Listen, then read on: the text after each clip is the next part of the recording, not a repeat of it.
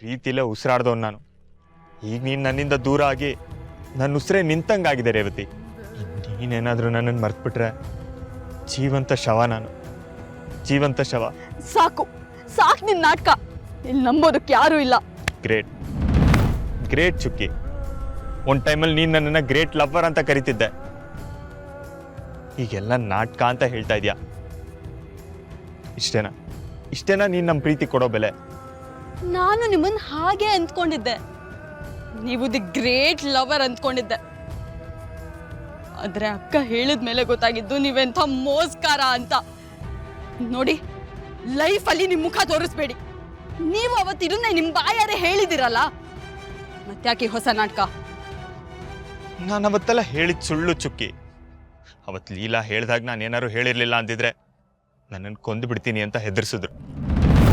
ನನಗೆ ಬೇರೆ ದಾರಿ ಇರಲಿಲ್ಲ, ಹಾಗಾಗಿ ನಾನು ಆಗ ಹೇಳಬೇಕಾಗಿತ್ತು.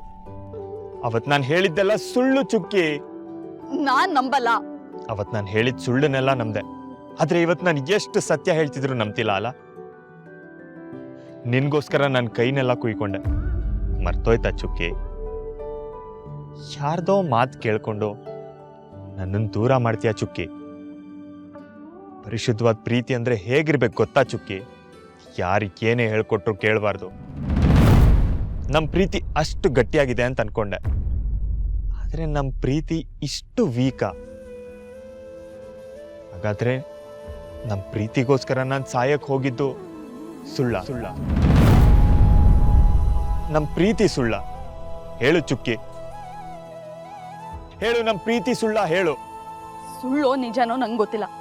ಸತ್ತೋಗಿರೋ ಪ್ರೀತಿ ಪಕ್ಷಿಗೆ ಮತ್ತೆ ರೆಕ್ಕೆ ಕಟ್ಟೋ ಪ್ರಯತ್ನ ಮಾಡಬೇಡಿ. Good bye.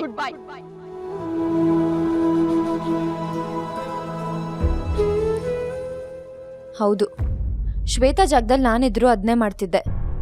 ಅವಳಿಗೆ ಅನ್ಯಾಯ ಆಗಿದೆ, ನಾವೆಲ್ಲರೂ ಅವಳನ್ನ ಕ್ಷಮಿಸೋಣ. ನೋವೇ, ತಪ್ಪು ಮಾಡಿದವ್ರಿಗೆ ಶಿಕ್ಷೆ ಆಗಲೇಬೇಕು. ಇಲ್ಲ, ಪ್ಲೀಸ್ ಅವ್ರಿಗೆ ನನ್ನ ಕ್ಷಮಿಸೋದಕ್ಕೆ ಹೇಳು. ನಾನಿಂಥ ಕೆಲಸ ಮಾಡಬಾರ್ದಿತ್ತು. ನನ್ನಿಂದ ದೊಡ್ಡ ತಪ್ಪಾಗಿದೆ.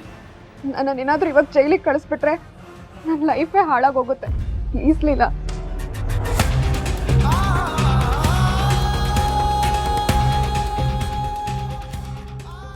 ರಾಮ್, ಲೀಲಾಗೋಸ್ಕರನಾದರೂ ಅವಳನ್ನು ಕ್ಷಮಿಸ್ಬಿಡು. ಶ್ವೇತಾ, ನೀನು ಹೋಗು. ಹೋಗು.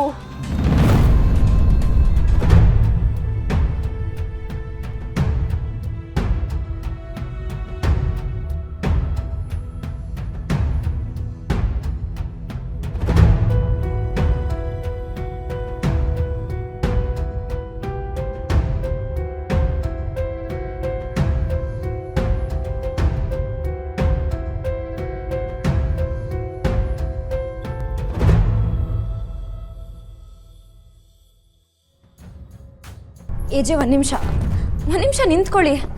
ನನ್ನ ಕಾಪಾಡಿದ್ದಕ್ಕೆ ಥ್ಯಾಂಕ್ಸ್. ಅಲ್ಲ, ನಾನು ಥ್ಯಾಂಕ್ಸ್ ಹೇಳ್ತೀನಿ, ಯಾರು ಹೇಳಿ. ನನಗದೆಲ್ಲ ಏನು ಬೇಕಾಗಿಲ್ಲ. ಯಾಕೆ ಬೇಕಾಗಿಲ್ಲ? ನಮ್ಮಪ್ಪ ಹೇಳಿದ್ದಾರೆ, ಯಾರಾದರೂ ಹೆಲ್ಪ್ ಮಾಡಿದ್ರೆ ಥ್ಯಾಂಕ್ಸ್ ಹೇಳಬೇಕು ಅಂತ. ಹೇಳಾಯ್ತು ತಾನೆ, ಮುಗೀತು ತಾನೆ. ನೋಡು, ನಿನ್ನನ್ನು ಕಾಪಾಡ್ದೆ ಅಂತ ನಿನ್ನ ಮೇಲೆ ಕನ್ಸನಿದೆ ಅನ್ಕೋಬೇಡ. ನಿನ್ನ ಜಾಗ ಎಲ್ಲಿತ್ತೋ ಅಲ್ಲೇ ಇರುತ್ತೆ.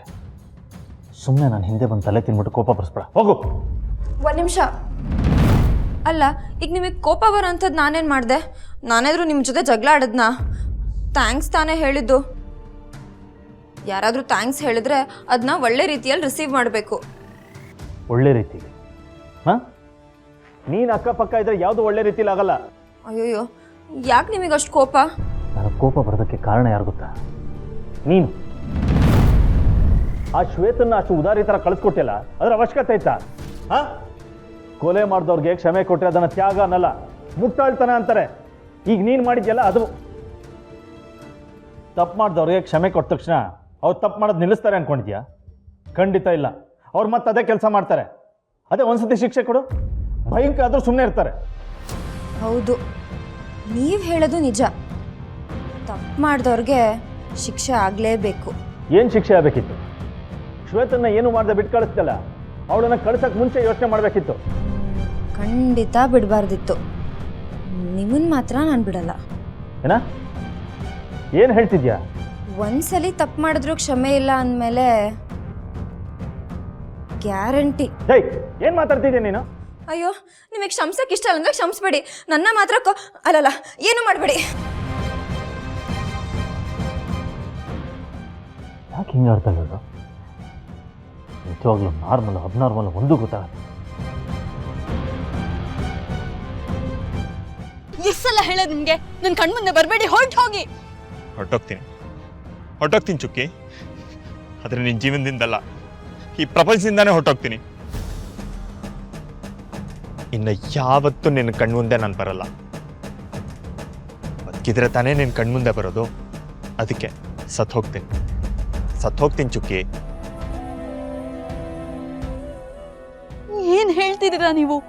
ಹೌದು ಚುಕ್ಕಿ, ನೀನಿಲ್ದೇ ಇರೋ ಜೀವನನ ನಾನು ಕಲ್ಪಿಸ್ಕೊಳ್ಳೋದಕ್ಕೂ ಸಾಧ್ಯ ಇಲ್ಲ. ನನಗೆ ಶಕ್ತಿ ಇಲ್ಲ ಚುಕ್ಕಿ. ನಾನು ಬದುಕಿದ್ರು ನಿನ್ ಜೊತೆನೆ, ನನ್ನ ಉಸಿರು ನೀನು. ನೀನೇ ಇಲ್ದೆ ಹೋದ್ಮೇಲೆ ನಾನು ಬದುಕಿದ್ದು ಸತ್ ಹಾಗೆ. ಆ ಥರ ಬದುಕಿರೋ ಬದಲು ಸಾಯೋದೇ ಮೇಲು. ನಾನು ಇವತ್ತೇ ಪ್ರಾಣ ಬಿಡ್ತೀನಿ. ಯಾಕೆ ಈ ರೀತಿ ಏನೇನೋ ಮಾತಾಡ್ತಿದ್ದೀರಾ? ನಾನು ಏನೇನೋ ಮಾತಾಡ್ತಾ ಇಲ್ಲ ಚುಕ್ಕಿ, ನಾನು ಸತ್ಯನೇ ಹೇಳ್ತಾ ಇದ್ದೀನಿ. ನಾನು ಎಷ್ಟೇ ಹೇಳಿದ್ರು ನಿನಗೆ ನನ್ನ ಮೇಲೆ ನಂಬಿಕೆ ಬರ್ತಾ ಇಲ್ಲ. ಪ್ರೀತಿಸಿದ ಹೃದಯನೇ ನನಗೆ ನಂಬ್ತಾ ಇಲ್ಲ ಅಂತಂದ್ಮೇಲೆ ಬದುಕಿದ್ದು ವೇಸ್ಟೇ ಚುಕ್ಕಿ. ನಿನ್ನ ದೃಷ್ಟಿಲಿ ಚೀತು ಕಟುಕ ಮೋಸ್ಕಾರ ಅಂತ ಅನ್ನಿಸ್ಕೊಳ್ಳೋದ್ರ ಬದಲು ಸತ್ತು ಅಮರ ಪ್ರೇಮಿ ಆಗೋಗ್ತೀನಿ. ಆಗ್ಲಾದ್ರೂ ನಿನಗೆ ನನ್ನ ಮೇಲೆ ನಂಬಿಕೆ ಬರುತ್ತಲ್ವಾ ಚುಕ್ಕಿ? ದೇವ್, ಆಗ್ಲಾದ್ರೂ ನಿನಗೆ ನನ್ನ ಮೇಲೆ ನಂಬಿಕೆ ಬರುತ್ತೆ ಚುಕ್ಕಿ. ಈ ಜನ್ಮಕ್ಕಿಷ್ಟೇ ಋಣ ಅಂತ ತಿಳ್ಕೊಂಡು ಮಣ್ಣಲ್ಲಿ ಮಣ್ಣಾಗೋಗ್ತೀನಿ. ಮುಂದಿನ ಜನ್ಮದಲ್ಲಾದ್ರೂ ಒಂದಾಗೋಣ. ಬಾಯ್. ದೇವ್, ನಿಂತ್ಕೊಳ್ಳಿ ದೇವ್. ನಿನಗೆ ರಾತ್ರಿ 10 ಗಂಟೆವರೆಗೂ ಸಮಯ ಕೊಡ್ತೀನಿ. ಅಷ್ಟ್ರಲ್ಲಿ ನೀನು ನನ್ನ ಪ್ರೀತಿನ ಒಪ್ಕೊಂಡಿಲ್ಲ ಅಂತಂದ್ರೆ ನಾನು ಈ ಭೂಮಿ ಮೇಲೆ ಇರಲ್ಲ.